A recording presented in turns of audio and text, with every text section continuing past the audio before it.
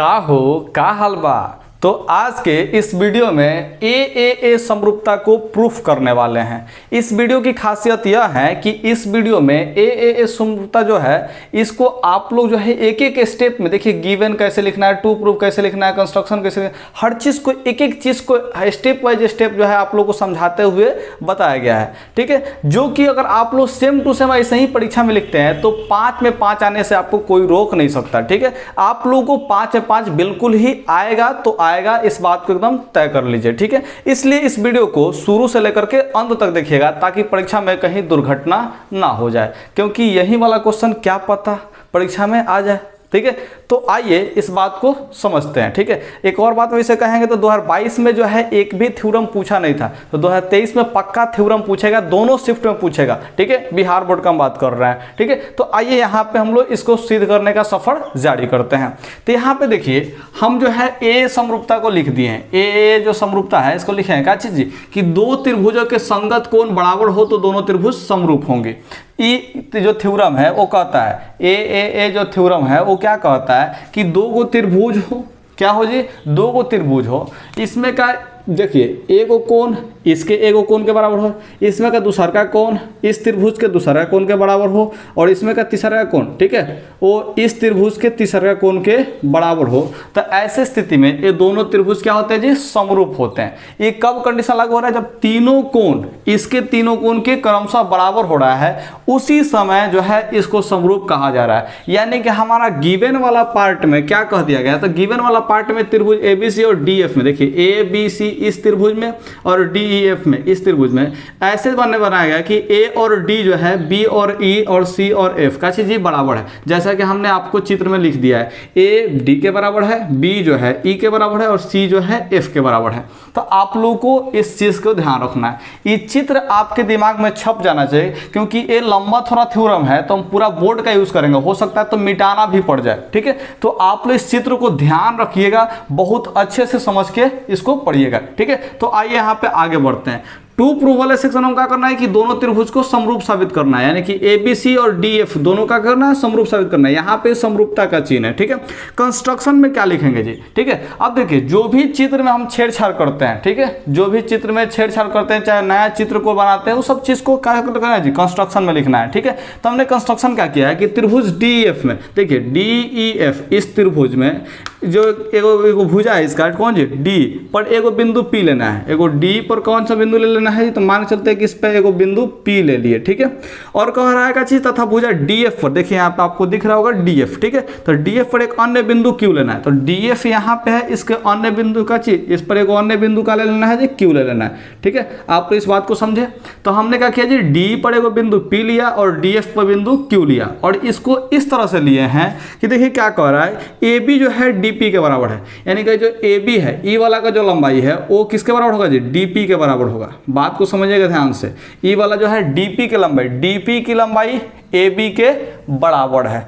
उसी तरह से यहाँ पे कह रहा है कि जो है क्या चीज AC की लंबाई DQ के बराबर है, आपको दिख रहा है ना, AC की लंबाई DQ के बराबर है। देखिए AC की लंबाई DQ लिखा गया, हाँ ठीक है, DQ के बराबर है, यानी कि बिंदु जो Q लिए हैं वो क्या चीज इसके बराबर ही लिए हुए हैं। ठीक है, तो आप लोग इसको बात समझिएगा। उसको क्या चीज जी, PQ को मिला है, तो देखिए PQ को हमने क्या कर रहा है जी, मिला दिया है। ठीक है, अब चूंकि कंस्ट्रक्शन वाला सेक्शन है तो इसलिए डॉट डॉट से भी मिला देंगे तो कोई दिक्कत वाली बात नहीं है। वैसे कंस्ट्रक्शन वाले चीज को डॉट डॉट से ही करना चाहिए, ज्यादा बेस्ट होता है। ठीक है, अब यहाँ पे हम लोग प्रूफ वाले सेक्शन को देखते हैं, चूंकि यहाँ पे नीचे थोड़ा सा माने जगह है, ठीक है, फिर भी इसमें लिखने का हम प्रयास कर रहे हैं। क्या लिखेंगे थोड़ा समझिएगा ध्यान से। हमने क्या कहा कि इस त्रिभुज में A वाला कोण और A वाला जो भुजा है और A वाला भुजा दोनों का दोनों का है जी इक्वल है, AB और DP जो है इक्वल है, और AC और DQ जो है क्या है जी इक्वल है। अब देखिए जो है गिवन में क्या चीज दिया था, A और D बराबर है, A और D बराबर है। ठीक है, तो कहने का मतलब देखिए एस यानी कि side angle side, side angle side, यानी कि एस से हाई वाला छोटका त्रिभुज ई वाला छोटका त्रिभुज के क्या होगा जी, सर्वांगसम हो जाएगा, क्योंकि इसमें भुजाएं बराबर है, समानुपातिक नहीं है। समान अनुपात में होगा तो उसको कहेंगे समरूप, अगर बराबर हो जाए डायरेक्ट तो क्या कहेंगे जी, सर्वांगसम कहेंगे। तो यानी कि हम सबसे पहले इस त्रिभुज को और ई वाला छोटा वाला त्रिभुज को क्या करने वाले हैं जी, सर्वांगसम करने वाले हैं। तो इसके लिए थोड़ा सा देखते हैं। अब यहाँ पे आप लोग ध्यान दे सकते हैं कि प्रूफ वाले सेक्शन को अगर ध्यान से देखें, ठीक है, तो प्रूफ वाला सेक्शन में क्या होगा जी, तो इसको आप प्रूफ करना स्टार्ट करेंगे। तो प्रूफ को स्टार्ट करने से पहले हम वो बात को समझेंगे ध्यान से जी, ठीक है। ई वाला त्रिभुज को, ई छोटा वाला त्रिभुज के सर्वांगसम करेंगे। क्या करेंगे जी, सर्वांगसम, जिससे हमको क्या मिलेगा, तो बी और यहाँ पे ई वाला कोण पी, देखिए ऊपर वाला कोण पी का हम बात कर रहे हैं, ई वाला दोनों बराबर होगा और ई वाला दोनों क्या होगा जी, बराबर होगा। जबकि सवाल में कहा कि बी जो है ई के बराबर है, सी जो है एफ के बराबर है, यहाँ पे दिया हुआ है, ठीक है। तो ऐसी स्थिति में आप लोग क्या हो जाएगा जी कि पी जो है ई के बराबर होगा, क्यू जो है एफ के बराबर हो जाएगा। तो ई वाला हमको कोण बराबर करना है। बराबर करने से फायदा ये होगा कि समांतर प्राप्त हो जाएगा, ठीक है। अभी सब कैसे कैसे प्राप्त होगा, ये आपको हम क्या करते हैं जी, लिख के समझाते हैं ताकि आपको ज्यादा बढ़िया से समझ में आ जाएगा, ठीक है। तो यहाँ पे चलिए प्रूफ वाले सेक्शन में क्या लिखते हैं, सबसे पहले हम लोग लिखेंगे त्रिभुज ए बी सी तथा त्रिभुज किस में लिखेंगे जी, त्रिभुज डी पी क्यू में, डी पी क्यू में, ये दो त्रिभुज में चल रहे हैं, ठीक है। तो यहाँ पे ए बी जो है डी पी के बराबर है, ए बी किसके बराबर है जी, तो डी पी के बराबर है, ठीक है। ए बी बराबर है डी पी के, और साथ में देखिए ये वाला जो हम कॉमा ला के इधर लिख रहे हैं उसको आप लोग नीचे लिखिएगा, ठीक है। मेरे पास जगह कम है तो सारे जगहों को हम यूज़ कर रहे हैं, ठीक है। तो ए बी जो है डी पी के बराबर है, उसी तरह से ए सी, देखिए ए सी डी क्यू के बराबर है, ए सी किसके बराबर है जी, डी क्यू के। ये बात हमने कहाँ देखा था, तो आप लोग कहेंगे रचना यानी कि कंस्ट्रक्शन में देखे थे। कहाँ देखे थे जी, तो कंस्ट्रक्शन में। कंस्ट्रक्शन का स्पेलिंग आप लोग याद कर लीजिएगा, थोड़ा सा ही लंबा, ज़्यादा लंबा नहीं है। और जो ए है और डी के बराबर है, कोण ए किसके बराबर है, तो आप लोग कहेंगे कोण डी के बराबर है, ठीक है। तो देखिए दो को भुजा और उसके बीच का कोण, दो को भुजा और उसके बीच का कोण, यानी कि side angle side, side angle side, side मतलब भुजा, एंगल मतलब कोण। तो साइड एंगल साइड से क्या होगा जी, ये दोनों त्रिभुज छोटा वाला क्या हो जाएगा जी, सर्वांगसम हो जाएगा। तो इससे हम क्या लिख लेंगे, त्रिभुज ए बी सी सर्वांगसम है त्रिभुज किसके जी, डी पी क्यू के। ये कौन सा प्रॉपर्टी है जी, तो एस ए एस सर्वांग समता है। ये कौन है जी, एस ए एस सर्वांग समता, ठीक है। ये आप लोग ध्यान रखिएगा। तो इस प्रॉपर्टी के थ्रू क्या किया जी, दोनों छोटा वाला त्रिभुज को समरूप नहीं सर्वांगसम कर लिए, ठीक है। तो यहाँ पे हम इसी बात को, ठीक है, इसी बात को हम यहाँ पे लिखने वाले हैं, ठीक है। देखिए क्या लिखते हैं जी, तो त्रिभुज ए बी सी हमने क्या किया था जी, सर्वांगसम कर लिया था त्रिभुज डी पी क्यू का, ठीक है। ये वाला जो बात आप लोग मत लिखिएगा परीक्षा में, हम एक्स्ट्रा आप लोग को नीचे लिखने के लिए लिख रहे हैं ताकि बार बार यहाँ पे एडिटिंग करने में हमको प्रॉब्लम ना हो, ठीक है। तो यहाँ पर समझते हैं ध्यान से। तो ए बी सी और डी पी को हमने सर्वांगसम कर लिया, तब चित्र को ध्यान से समझिएगा, ठीक है। इसमें क्या होगा, ये वाला जो त्रिभुज है इसको अगर उठा के इस पर रखते हैं, सर्वांगसम है तो इसका मतलब दोनों बराबर होगा, तो इसको उठा कर रखिएगा इस पे, तो क्या होगा जी, कोण बी जो है कोण पी पाएगा, यानी कि जो डी पी क्यू है ई वाला कोण, ठीक है, वो ए बी सी के बराबर हो जाएगा। बराबर हो जाएगा नहीं, हम लोग यहाँ पे क्या समझने वाले हैं, ठीक है, ध्यान समझिएगा जी। हाई वाला जो बी कोण है वो क्या चीज पी के बराबर होगा, सी कोण जो है क्यू के बराबर है। तो इस बात को लिखते हैं, कोण ए बराबर, कोण ए बी सी, कोण ए बी सी बराबर होगा डी पी क्यू के, किसके जी, डी पी क्यू। और कोण देखिए ए सी बी, क्या चीज जी, ए सी बी, ई बराबर होगा कोण क्या चीज, डी क्यू पी के, डी क्यू पी। ये दोनों बात कैसे लिखे हैं, तो सी पी सी टी से लिखे हैं। किससे लिखेंगे, सी पी सी टी से। देखिए आप लोग को 9वीं क्लास में पढ़ाया था कि अगर दो को त्रिभुज सर्वांगसम हो जाए तो इन दोनों त्रिभुज के संगत कोण और संगत भुजाएं आपस में बराबर होंगी। ये होता है कोरेस्पॉन्डिंग पार्ट्स ऑफ कंग्रुएंस ट्रायंगल, सर्वांगसम त्रिभुज के संगत भाग, ठीक है। ये बात आप लोग ध्यान रखिएगा। तो इस नियम के तहत क्या हो गया जी, दोनों का दोनों त्रिभुज सर्वांगसम हो गया, और इसके तहत क्या किया जी, ये दोनों कोण को बराबर कर लिया, यानी कि बी को पी के बराबर और सी को क्यू के बराबर कर लिए। लेकिन यहाँ पे क्या दिया है जी, तो आप लोग कहेंगे लेकिन दिया है कोण जो बी है वो किसके बराबर है जी, कोण बी जो है कोण ई के बराबर है, और कोण जो है सी वो किसके बराबर है जी, कोण एफ के बराबर है।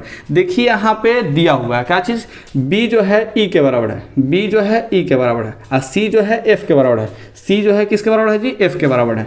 तो यानी कि अतः हम क्या कह सकते हैं, थोड़ा सा ध्यान समझिए, इस चीज़ को समझिएगा। तो यहाँ पे जो ए बी सी लिखे हैं, ए बी सी एक्चुअल में क्या है जी, बी ही है जो ए बी सी लिखे हैं ना जी, एक्चुअल में क्या है, ये कोण बी है हाई वाला बी है, और जो ए सी बी लिखे हैं वो ए सी बी एक्चुअल में क्या है जी, तो कोण सी है। मेरे बात को आप लोग समझे। तो देखिए जो कोण बी है यहाँ पे बराबर है, ठीक है, तो ये वाला भी बराबर हो जाएगा, एल एच एस बराबर होता है, आर एच एस बराबर हो सकता है। तो हम क्या लिख सकते हैं, कोण डी पी क्यू किसके बराबर हो गया जी, कोण ई के बराबर हो गया, यानी कि डी पी क्यू यानी कि हाई वाला कोण किसके बराबर होगा जी, कोण ई के बराबर हुआ, यानी कि इस वाले कोण के बराबर हो गया। ठीक है, अब यहाँ पे समझिएगा ध्यान से, इस सी और ई वाला सी को देखते हैं, इसका दोनों का एल एच एस बराबर है, तो क्या हम लोग डी क्यू पी को एफ के बराबर कर सकते हैं? तो आप लोग कहेंगे जी हाँ बिल्कुल कर सकते हैं। तो कोण डी क्यू पी किसके बराबर हो जाएगा जी, कोण एफ के बराबर हो जाएगा। ठीक है, यानी कि डी क्यू पी हाई वाला जो कोण है वो का चीज कोण एफ के यानी कि इसके बराबर हो जाएगा। इस बात को आप लोग समझे कि नहीं समझे? अगर समझ में आ गया है तो आगे प्रोसेस करते हैं। क्या आगे प्रोसेस होगा थोड़ा समझिएगा, इसको ध्यान से समझते चलिएगा। लंबा थ्योरम है, परीक्षा में पूछेगा, आपको बनाना ही पड़ेगा, नहीं बनाइएगा फेल हो जाइएगा, इसलिए समझिए। बोरिंग महसूस होगा कोई बात नहीं, देखते चलिए। देखना जरूरी है, समझना जरूरी है, बोरिंग महसूस करना जरूरी नहीं है, नंबर चाहिए तो। ठीक है, आगे आपको समझते हैं जी। तो ये वाला दोनों हम कोण का किए जी बराबर कर लिए। तो ऐसी स्थिति में क्या कहेंगे, चूंकि संगत कोण क्या हो गया जी, बराबर हो गया, संगत कोण बराबर है, क्या हो गया जी, संगत कोण बराबर हो गया। यानी कि हाई वाला देखिए दोनों कोण अगर बराबर हुआ तो क्या हो रहा है, संगत कोण ही तो क्या लगा, हाई वाला दो रेखा है, इसमें को तिरक रेखा हो रहा है, तो क्या कहेंगे पी क्यू जो है ई एफ के समांतर हो जाएगा। क्या हो जाएगा जी, पी क्यू समांतर किसके हो जाएगा जी, ई एफ के। मेरे बात को समझे? ठीक है, अब आप लोग चाहें तो परीक्षा में इस बात को और क्या चीज़, इस बात को स्किप भी कर सकते हैं। ये तीन को बात नहीं लिखेगा तब भी काम चल जाएगा। ऐसा क्यों कह रहे हैं, क्योंकि b जो है dp के बराबर है, b जो है e के बराबर है, यानी कि dp q e के बराबर हो जाएगा, dp q हाई वाला कोण e के बराबर हो जाएगा। तो ये दोनों कोण बराबर है, तो इसका मतलब क्या चाहिए, दोनों रेखा है, ये तिरक रेखा, तो संगत कोण है जी। तो इससे भी खाली प्रूफ हो जाएगा दोनों का दोनों क्या है जी, समांतर है। यानी कि हम यहाँ पे लिख दिए, जो प्रूफ करना था वो कर दिए। अब अतः क्या लिख सकते हैं, थेल्स प्रमेय से क्या लिख सकते हैं, थेल्स प्रमेय से आप ही लोग बताइए क्या लिख सकते हैं। तो आप लोग कहेंगे कि ई वाला अगर समांतर हो गया, क्या हो गया जी, ई वाला दोनों समांतर हो गया, तो त्रिभुज हम लोग किस में चलेंगे जी, डी ई एफ में क्या हो जाएगा जी, डी एफ में है, डीपी के बटा में, डीपी के बटा में क्या लिख सकते हैं, पूरा का पूरा डी लिख सकते हैं। तो आप लोग कहेंगे जी हाँ लिख सकते हैं, डी ई है डीपी के बट्टा में डी, ये थेल्स प्रमेय से लिख सकते हैं। आपको थेल्स प्रमेय के बारे में जानकारी प्राप्त नहीं है तो यहाँ पे एक आई बटन पे लिंक दे रहे हैं, अच्छा है डिस्क्रिप्शन को चेक कीजिएगा, उसमें लिखा होगा all theorems in one video. ठीक है, उसमें आप क्या कर सकते हैं, उसी लिंक पर क्लिक कीजिएगा, पहले ही लिंक होगा। ठीक है, उस पर क्लिक कीजिएगा तो आपको थेल्स प्रमेय का सारा जानकारी उसमें मिल जाएगा। ठीक है, थेल्स प्रमेय ही नहीं, सारे प्रमेय की जानकारी जो है उसी में मिल जाएगा। ठीक है, ध्यान रखिएगा। तो डीपी बटा डी कर लिए है, डीपी के बटा में पूरा का पूरा डी कर लिए। तो जैसे इधर करते हैं वैसा ही उधर करेंगे। तो देखिए इधर dp के बट्टा में पूरा d, तो इधर dq के बट्टा में पूरा का पूरा df हो जाएगा।